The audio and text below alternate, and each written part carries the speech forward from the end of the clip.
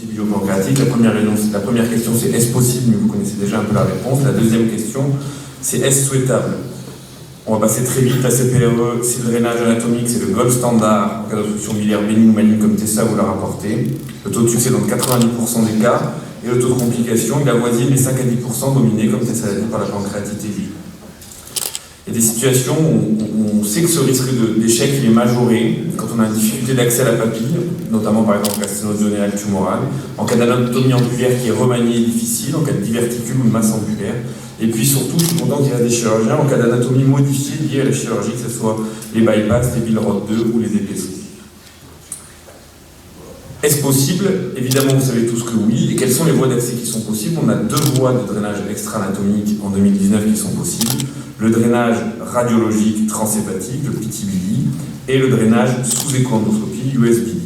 Le drainage sous écho-endoscopie a 2 voies, la cholédocoduodenostomie, qui consiste à faire communiquer la voie biliaire principale avec le duodénum, et l'hépatico-gastrostomie, qui va consister à faire communiquer le voie biliaire intrahépatique gauche avec l'estomac.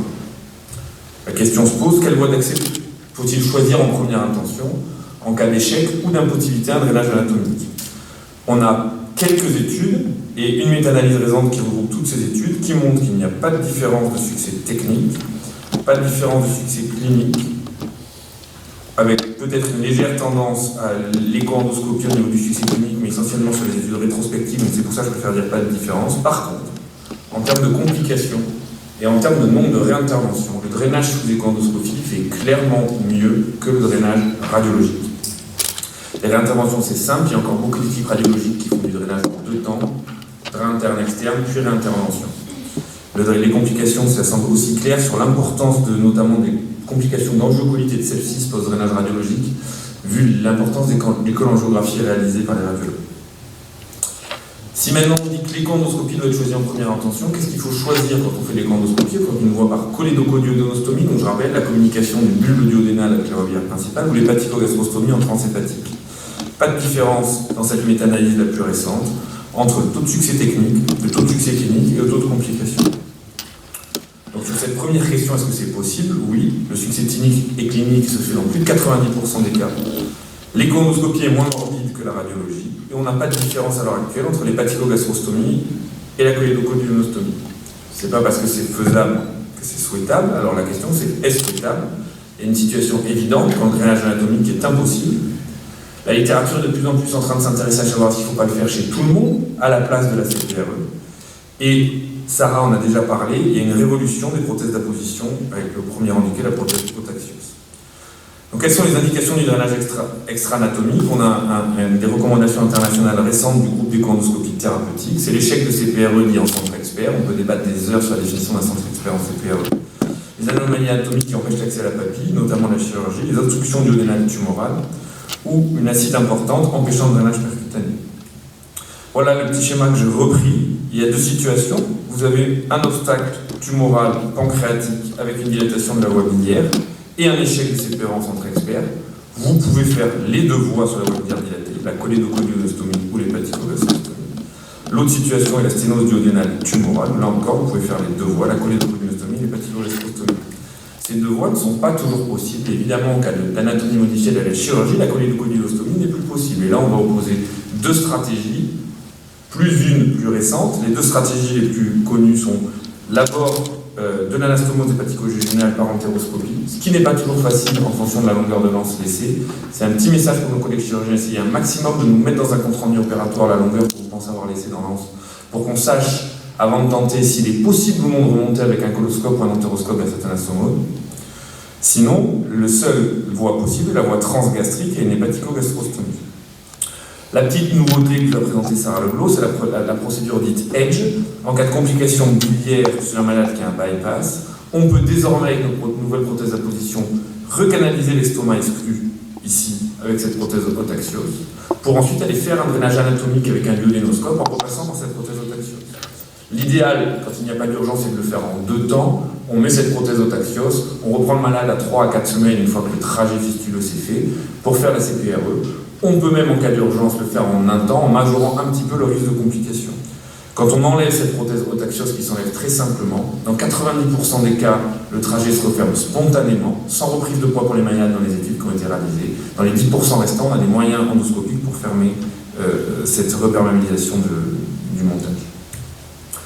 L'autre débat qui agite en ce moment l'endoscopie biopancréatique, c'est en cas d'obstacle tumoral en première intention. Est-il légitime en 2019 de continuer à faire de la CPRE en première intention, vu les résultats dans ces études de cohorte du drainage sous écho-endoscopie?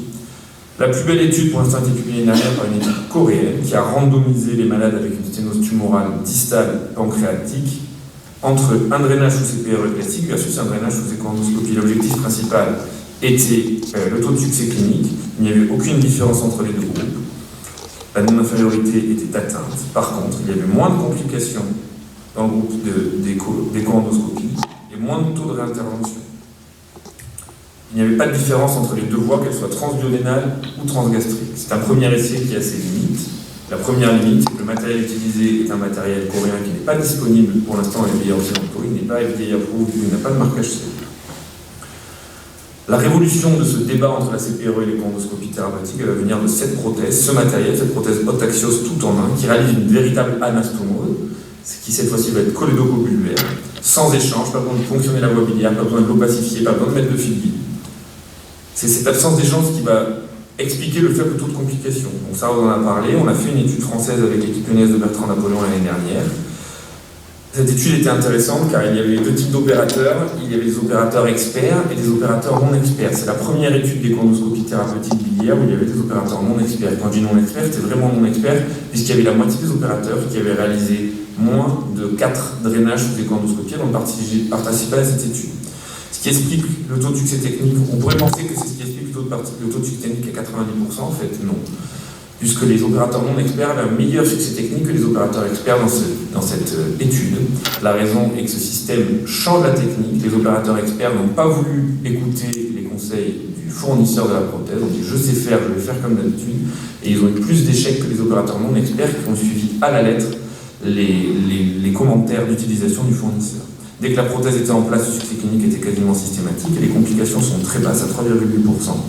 Une hémorragie qui n'est pas en lien avec l'échoendoscopie, puisque c'est en lien à la pré-coupe qui avait été réalisée dans le cadre du cathétérisme difficile, et une seule angiocolite à J5 qui est un node malade qui a eu un bézoard qui s'était coincé dans la prothèse, et l'angiocolite a été très simplement traitée par antibiotiques et par une extraction du bézoard en fibroscopie.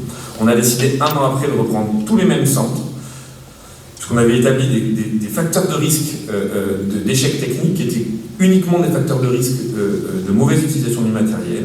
On a établi une checklist qui devait être suivie par tous les opérateurs et on a augmenté le taux de succès technique à 98,4%. Il y a eu un seul échec, 100% de succès clinique et aucune complication intra-hospitalière.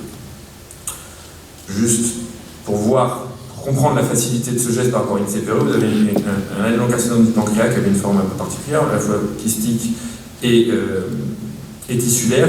Le tronc porte est là. Confluent porton mésentérique était juste en dessous. Vous avez l'artère hépatique, là vous avez la voie biliaire qui est excessivement dilatée. Donc la technique classique serait de chercher à l'aveugle dans ces PRE le trajet en visant, comme ça vous expliqué. Là, on fait tout sous contrôle de la vue. Donc on a cette voie biliaire qui fait plus de 20 mm. On vérifie l'interposition vasculaire à l'aide de notre signal Doppler. On a vérifié qu'on n'avait pas d'interposition vasculaire. La voie biliaire, elle est collée au bulbe. Le chirurgien le savait depuis longtemps puisqu'il a réalisé des anastomoses cholédocobulbaires de façon ancestrale. On fonctionne avec notre système tout en un. On va positionner l'extrémité de notre système contre la paroi opposée de la voie biliaire principale, le plus perpendiculaire possible, avant de larguer la collerette distale sous échographie. On est en temps réel, il n'y a pas de montage. On largue la collerette distale sur le système qui a une manette sécurisée qui explique la sécurité. Vous allez voir cette collerette distale qui se largue.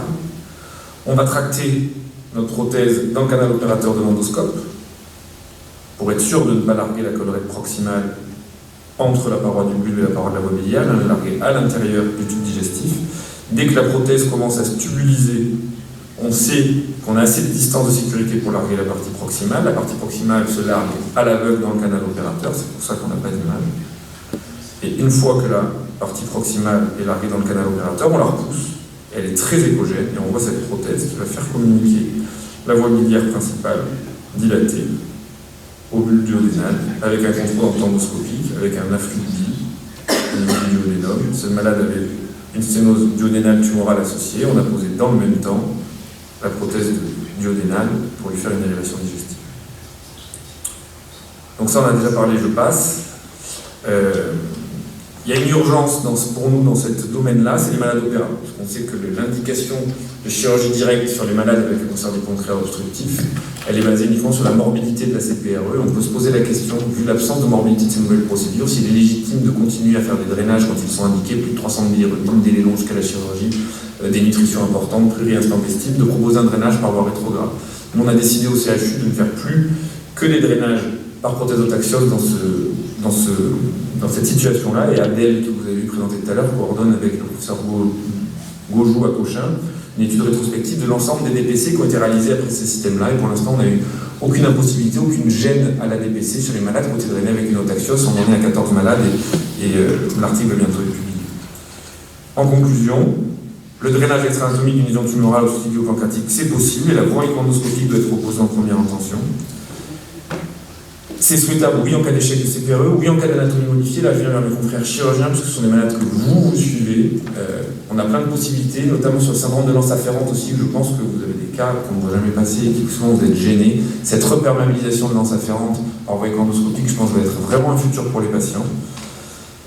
Ça sera probablement la référence entre opérateurs de DPC. Peut-être chez tous les patients, on a la Science Gastra-Bertrand Napoléon de participer à la première étude internationale qui est coordonnée par Hong Kong, qui est une étude randomisée sur les obstacles tumoraux directement, CPRE versus autotaxiose, et on espère qu'on aura les résultats d'ici 6 mois. On a déjà un clip de malade. Je vous remercie.